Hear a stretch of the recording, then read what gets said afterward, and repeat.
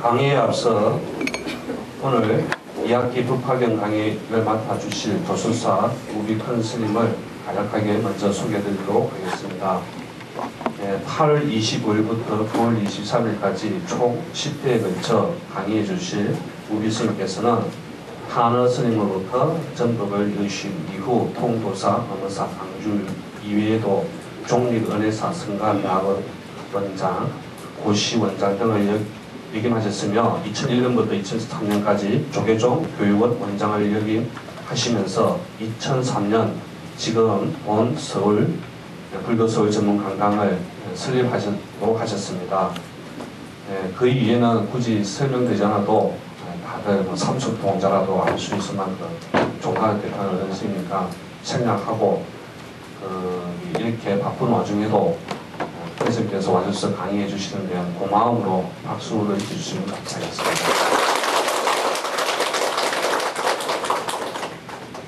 교육원에서 간단히 말씀이 있었습니다만 제가 교육원장 할 때 서울 경기에 인구도 2천만 우리나라 반이 살고 또 따라서 스님들 숫자도 한 반 정도는 서울 경기 일원에 사시는 걸로 알고 있습니다. 그래서 그동안 공부를 뭐 강원에서나 대학에서도 다 하셨지만은 그래도 평생교육이라는 것도 세상에 있듯이 또 수행하는 스님이야 뭐 더 말할 것 없이 재충전이라고 하는 것은 반드시 필요한 것이고 또 주지를 사시고 포교 일선에 계시는 분들일수록 자신의 공부에 한쪽으로 더욱 열심히 하면서 또 한쪽으로 포교하고 행정을 하시는 것이 승려로서 당연한 본분이다 이렇게 이제 생각을 해서 이렇게 설립을 했던 것입니다. 그리고 그야말로 참 우연득병해서 7년 가까운 세월을 이렇게 앓다가 아직도 많이 불편한 모이지만은 그래도 이번에 이렇게 오게 됐습니다. 또 법화경이 본래 교과목에 들어있지 않는데 저는 이제 환경을 가지고 그렇게 오랫동안 못한다. 법화경 같으면은 뭐 인사차라도 가서 잠깐 할 수 있다 이렇게 이야기를 했더니 그럼 뭐 교과목에 법화경을 넣어서라도 스님을 한번 모셨으면 좋겠다 이런 이야기가 있어서 그래서 이제 이번에서 오게 됐는데 저는 저 나름대로 이 법화경에 대한 상당한 소신을 가지고 있기 때문에 그래서 오늘 이 시간을 위해서 이번 책을 새로 편찬을 했습니다. 앞으로 이제 법화경에 대한 말씀을 이제 계속 드리겠지만은 그래서 이 책이 7월 15일 날 출판돼서 이렇게 함께 공부할 수 있는 것은 이제 처음이에요. 그래서 오늘은 제가 이 법화경 교재 출판 점안시이기도 합니다. 사실은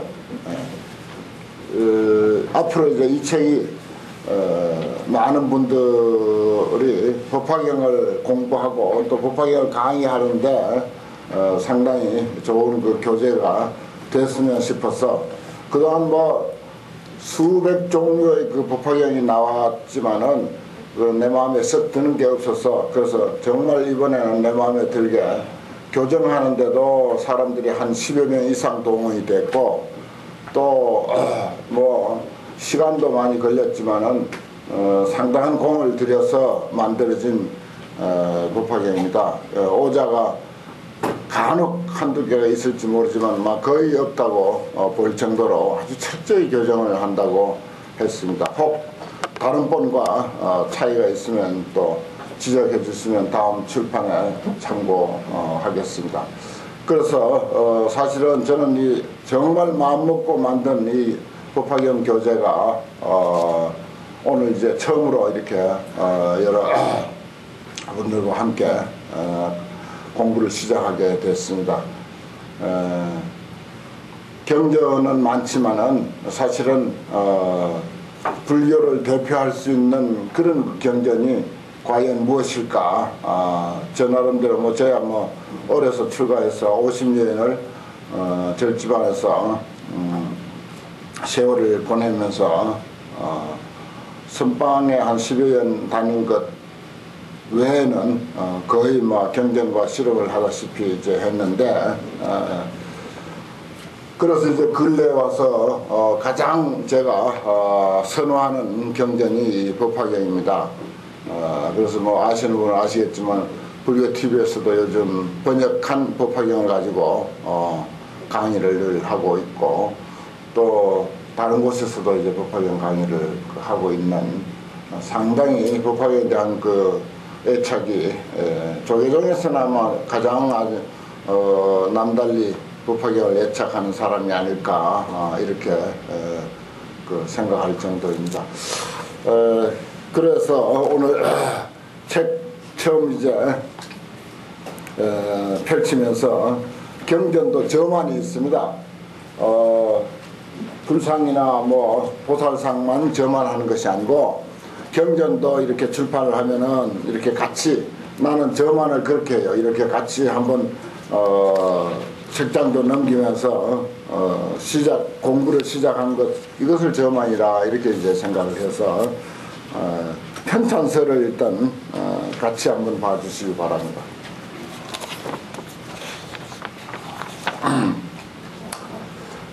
불교의 역사는 오래다. 따라서 경전과 어록들도 대단히 많다.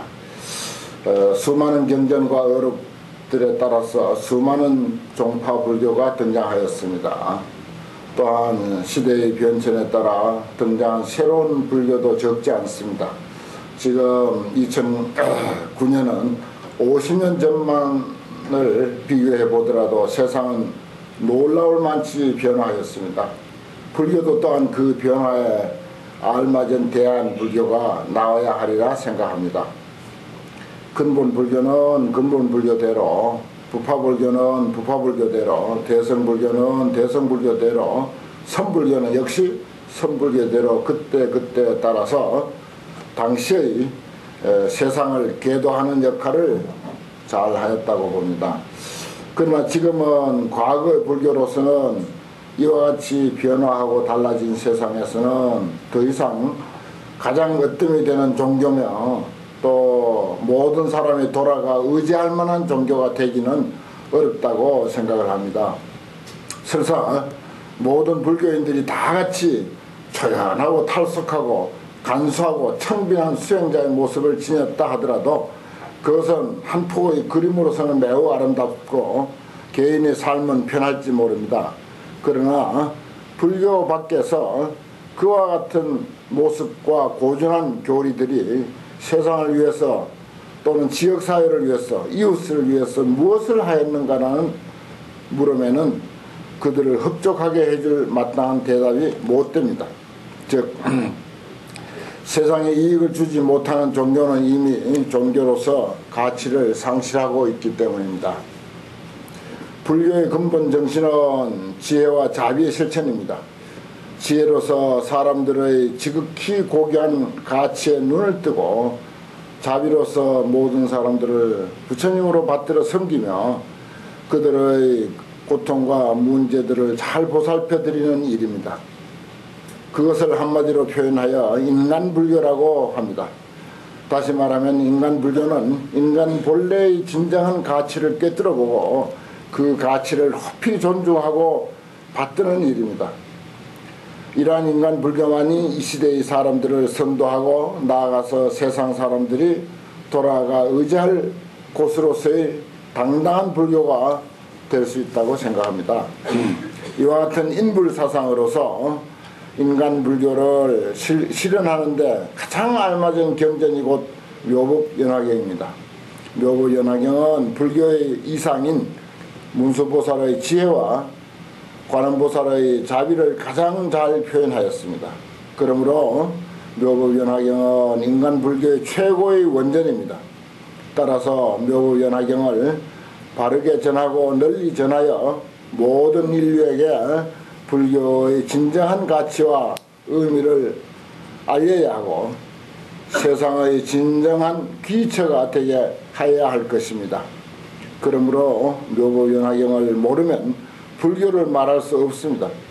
그래서 부처님은 묘보연화경을 일체경 가운데서 왕이라고 하였습니다. 진실로 묘보연화경은 부처님의 교설의 완성입니다. 그러므로 우리 불자들은 묘보연화경을 깊이 공부해야 합니다.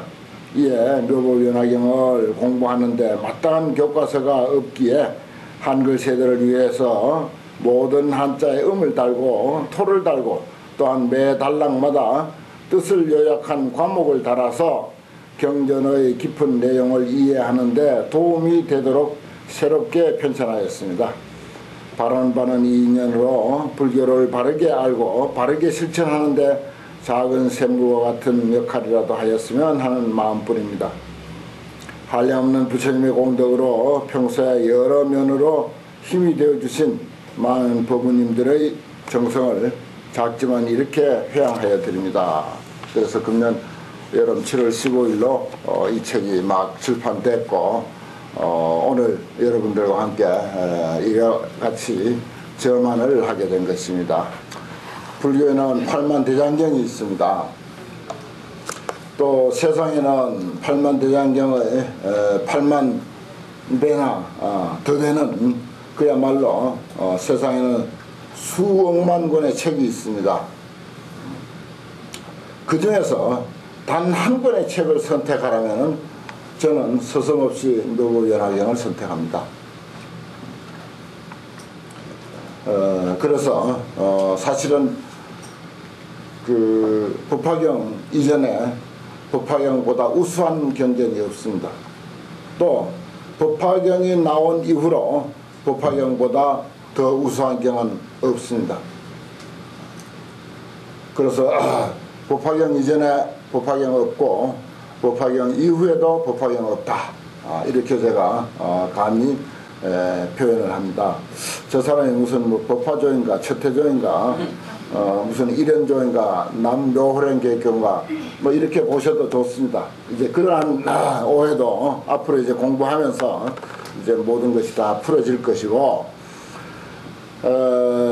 근래 다행히 무슨 뭐 법화종 계통의 정파에서는요, 법화경 계통의 정파에서는 사실은 법화경 공부 안 합니다.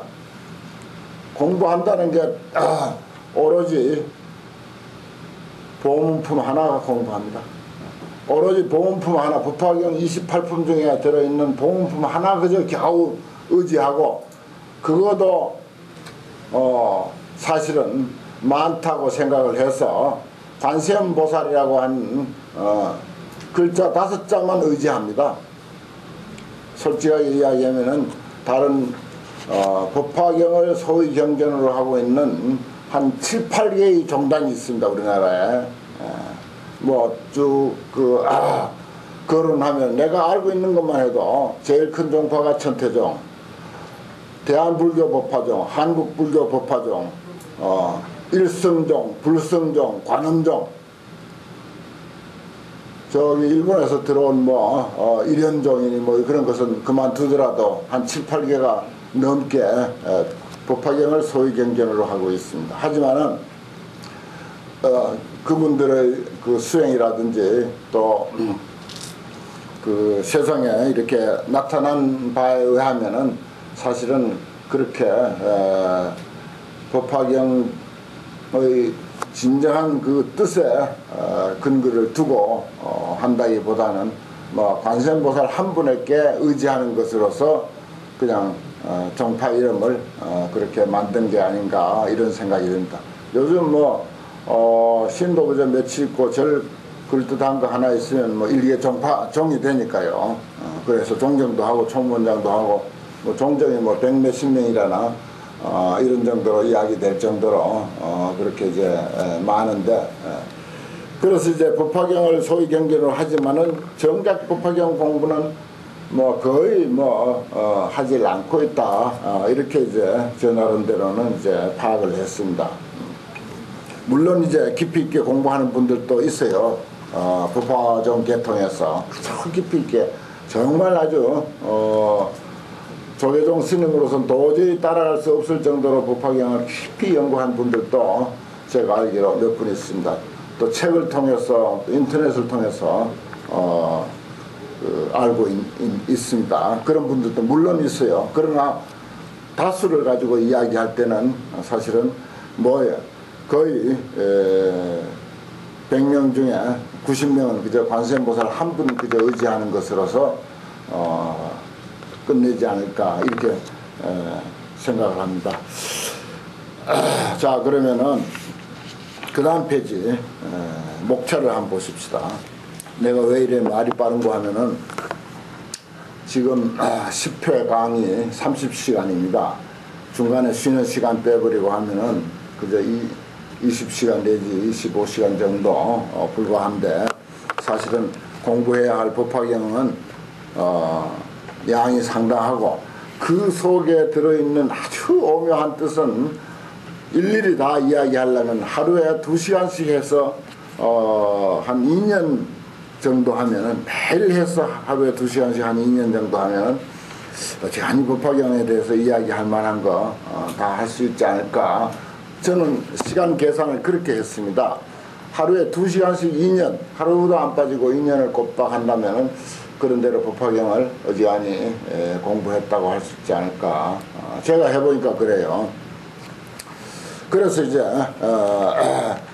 공부할 건 많고 시간은 없어서 그래 말이 좀 빠르게 됐습니다. 제가 법화경을 공개적으로 강의를 한 것이 1993년 가을인가요? 수덕사에서 거기는 정말 근세 선만을 주장하고 경을 보거나 뭐 강원에 이렇게 간다 하면 버리는 놈으로 취급할 정도로 그런 분위기였었는데, 참 그때 명심회라고 하는 그런 어떤 그 단체에서 법화경 강좌를 그 수덕사 법당을 빌려서 개설을 했습니다. 그때 마침 지금은 뜯겨지고 없는데 큰 그 누각을 지어가지고 그때 처음으로 한번 그렇게 사용을 하면서 법화경 강의를 열었는데 한 200여 명 스님들이 모였었어요. 그때 상당히 아주 성황을 이루고 저도 아주 환희심이 나고 그랬었습니다. 그 후로 법화경 공부도 더욱 제가 많이 하고 또 강의도 기회에 따라서 했습니다. 했지만은 사실은 법화경 안에 스며 있는 정말 깊고 오묘한 그 뜻은 공부하면 할수록 모르는 게 더 많이 보여요. 15년 전에 그렇게 열심히 공부해서 한 6개월 내가 아주 머리를 싸매고 공부를 해서 일주일간 하루에 한 7, 8시간씩 그렇게 집중 강의를 했었습니다. 했는데 그때 상당히 공부를 했노라고 했는데 지금 생각해보면 그때는 천지도 모르고 했다 싶을 정도로 그렇게 이제 법화경에는 아주 오묘한 뜻이 많이 담겨져 있습니다. 그래서 이제 지금은 그때는 좀 안다고 했는데 지금은 사실은 잘 모르고 해요. 모르는 게 너무 많은데도 그래도 이제 워낙 법화경이 좋아서 제 공부 삼아 하고 있습니다. 그래서 지금 앞으로 10회에 걸쳐서 말씀을 드리지만은 한 100분의 1이나 이야기 될까 말까, 내 아는 것에서도 한 100분의 1이나 이야기 될까 말까고, 그 나머지 또 내가 밝혀내지 못한 오묘한 뜻은 전부 여러분들의 몫이고, 또 앞으로 이것을 인연으로 해서 공부를 하면서 여러분들도 법화경에 나같이 좀 이렇게 심취하고 심한 표현으로 법화경에 좀 미쳐줬으면 할 정도로 그렇게 이제 기대를 합니다. 그래 알고 우선 법화경을 역사적으로 제일 깊이 공부하신 분은 천태지자선사라고 해서 불교 전체를 오시교로 분류하는 것도 법화경에서 이제 신해품의 비유가 있는데, 궁자 비유를 들어서 팔만대장경을 전부를 교판을 치죠. 소위 들어보셨겠지만 궁자 경학 화엄시, 재분정가 아함시, 또 출입자재 방등시 21제 단반야 종단법화 우팔련 이렇게 이제 법화경 신해품에 근거를 해서 8만 대행경을 전체를 교판을 합니다. 그런 정도로 천태지자 선사는 법화경을 정말 역사적으로 제일 깊이 공부를 하셨고, 그래서 책이 법화 문구, 법화 현이, 마하지관해서 어마어마한 그 저술이 법화경을 근거로 한 그런 저술이 있습니다. 하지만은 지금 제가 그것과 연관시켜서 오늘날 내가 밝혀낸 그 법화경의 이치하고 또 견주어 보면 거긴 또 차이점이 또 있습니다. 공부를 많이 했다고 그 궁극의 뜻이 다 드러나는 것도 아니고, 오래 한다고 해서 꼭 그것이 다 밝혀지는 것만도 아니고, 또 그런 것을 느꼈어요.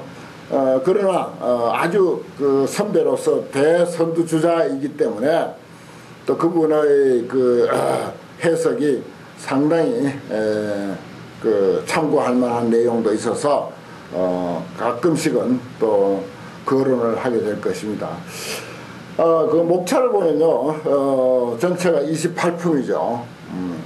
또 뭐 그 2처 3회 이런 표현도 합니다. 두 곳에서 3처 2회 세 곳에서, 사실은 세 곳인데 장소가 이제 한 곳을 두 번 사용했다고 해서 2처 또는 3회 그렇게 합니다. 지상에서 두 번 하고 천상에서 한 번 했어요.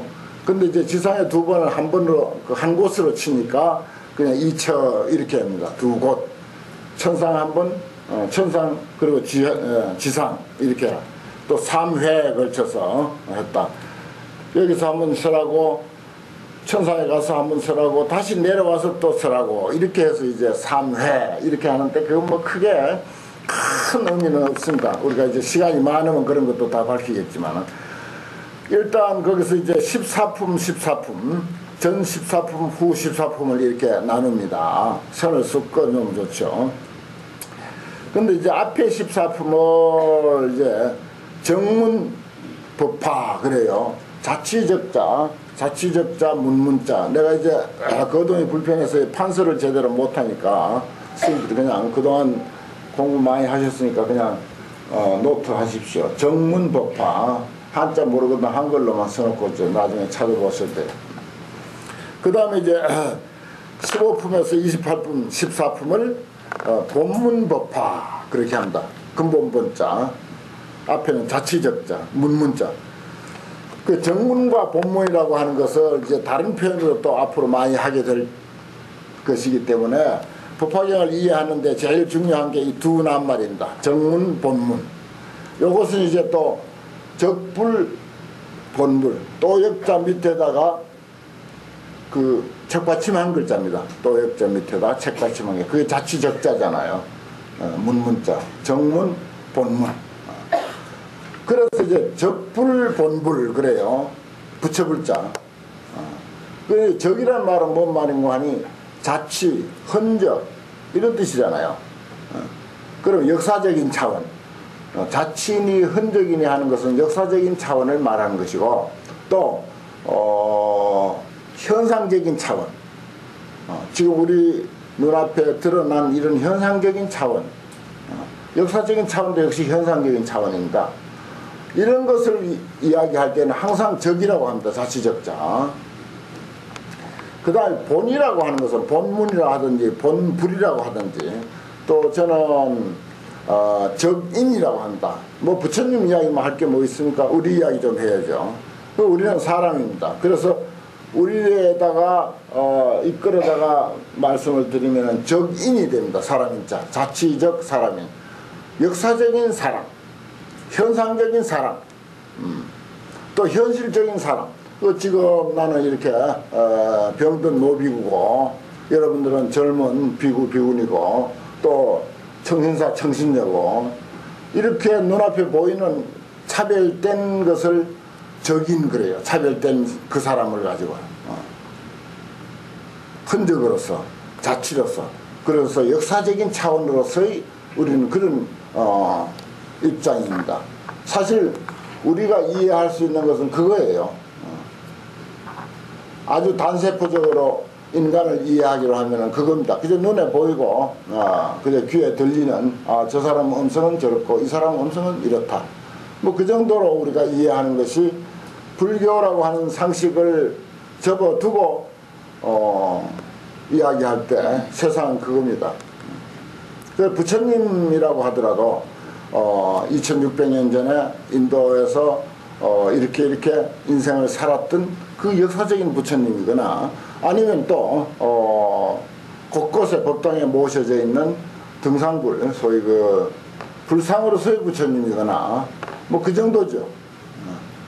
그게 이제 적불 또는 정문, 사람으로 치면 적인 그렇게 합니다.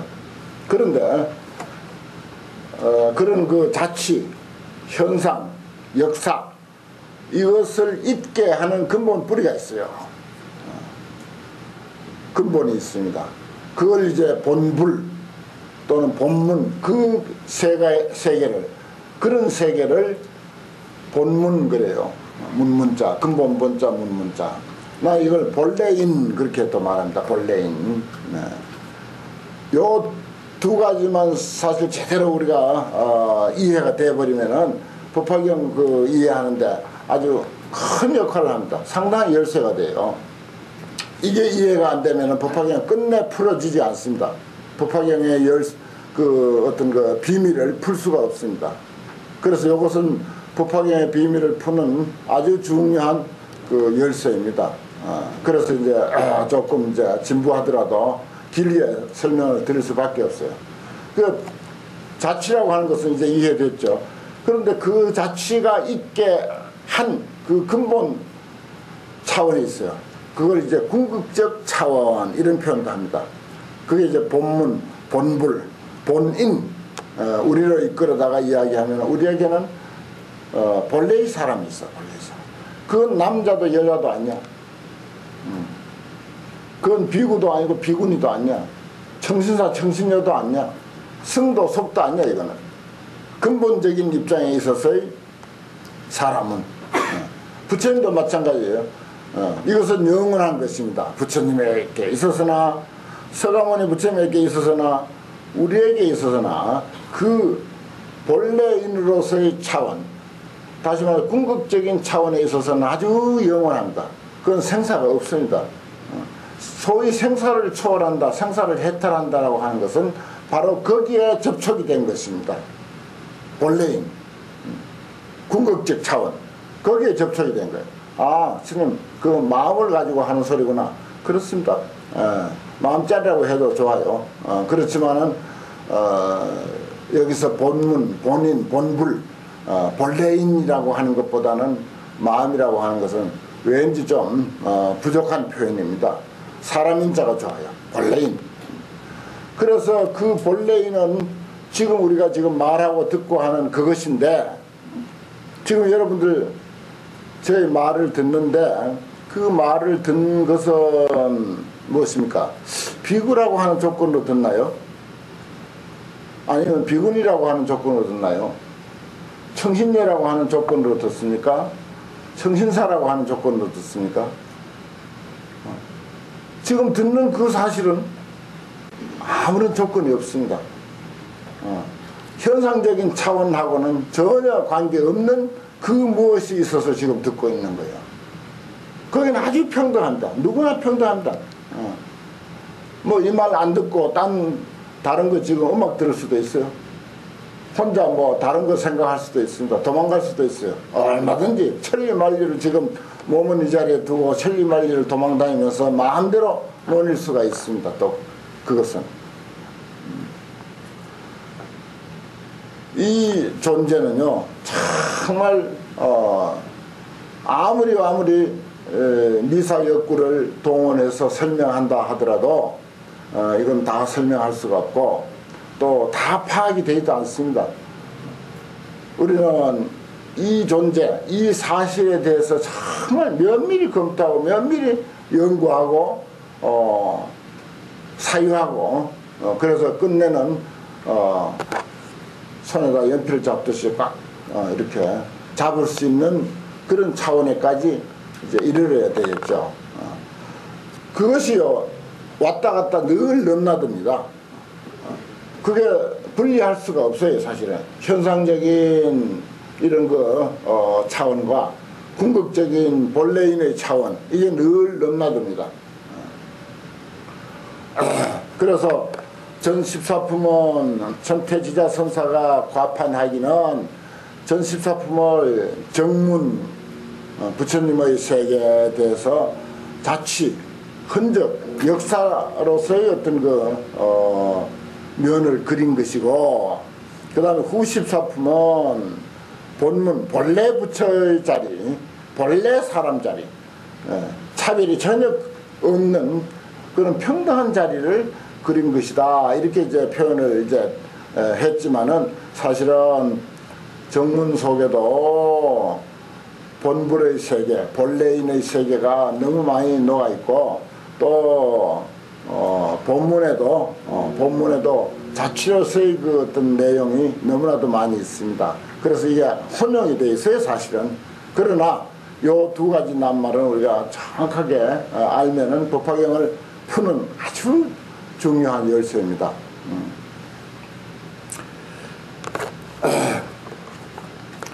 여기에 보면은 우리가 숙이라고 하는 것이라든지 경전에 대한 공덕이라든지, 그 다음에 관세음보살 보문품 아주 얼마나 반갑습니까?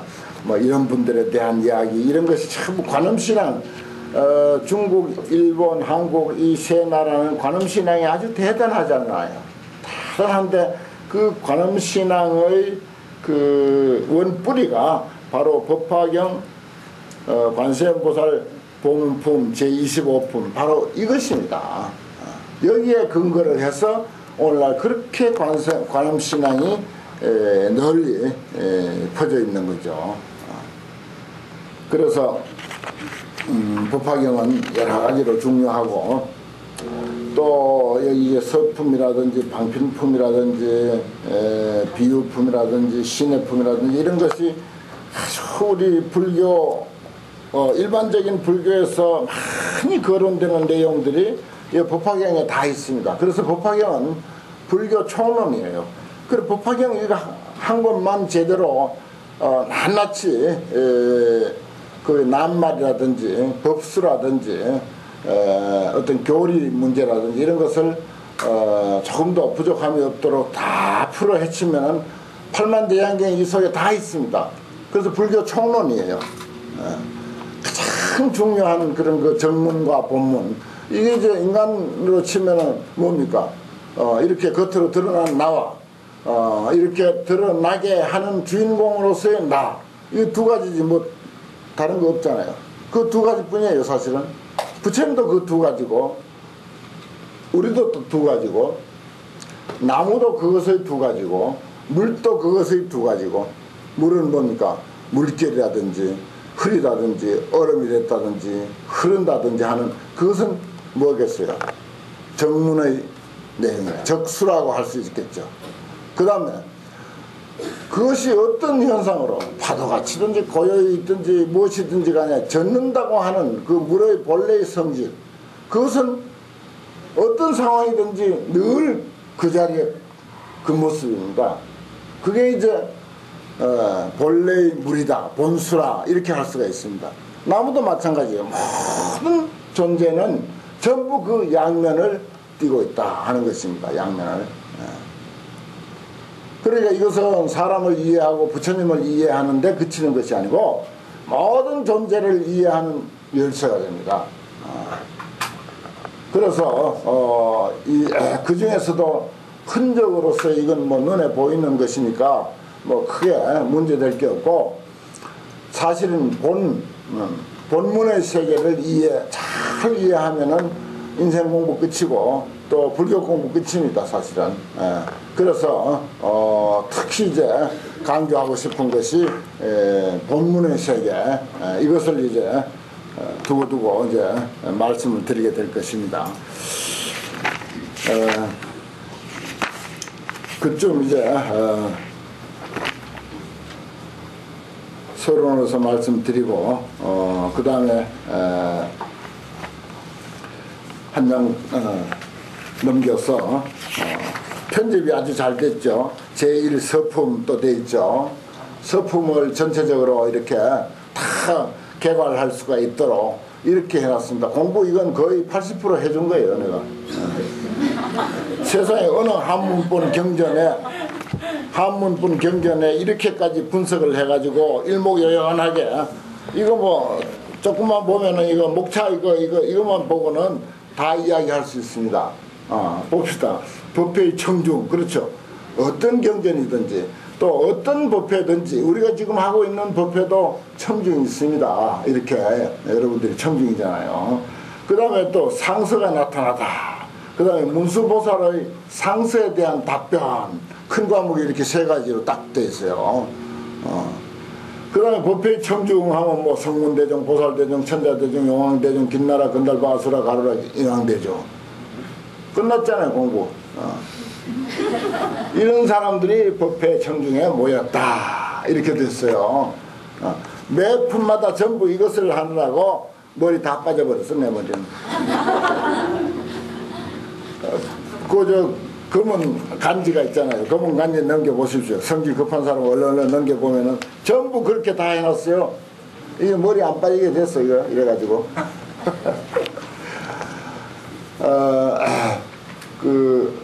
환경도 우리 교과서로서는 환경, 그 방대한 환경 80권을 전부 이렇게 했습니다, 내가.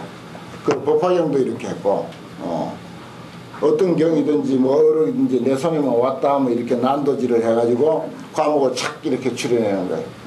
머리까지도 빠지든지 말든지 그건 내 알 바 아니고. 공부를 이렇게 해놓으면은 그 다음 이제 그 속에 세세한 것은 이제 각자 이제 학위에 달린 것입니다. 그 다음에 이제 대강 이제 서품을 파악하셨으니까 넘겨서 묘법연화경 제1 서품, 법회의 청중, 그 중에 이제 성문대중 이렇게 나왔어요. 성문대중. 여기도 이제 사부대중이 다 계시듯이 여기는 아주 더 합니다. 왜 이렇게 여러 가지 대중이 어느 경보다도 이 법화경에 다양한 대중들이 있는가? 금강경은 여러분들 이해하듯이 뭐라고? 1250인으로 함께하였다. 대비구 중 큰 스님들 1250명 뿐이었어요. 금강경 설할 때는. 아주 그 경전으로서 부족한 경전입니다. 그러면 금강경은 1250명 성문대중들, 출가한 성문대중들에게만 해당되는 교설이다. 이렇게 말할 수밖에 없는 거예요. 안 그렇겠습니까? 청중이 출가 비군이 해서 1250명 뿐이니까 거기 뭐 비군이 있다는 소리도 안 나와 있잖아요. 무조건 큰 스님들 1250명 이렇게 했고 수보리가 있고 뭐 그렇지. 비교해 보십시오. 이게 그 청중만 가지고도 경전의 그 권위와 그 경전의 무게를 우리가 충분히 알 수가 있습니다.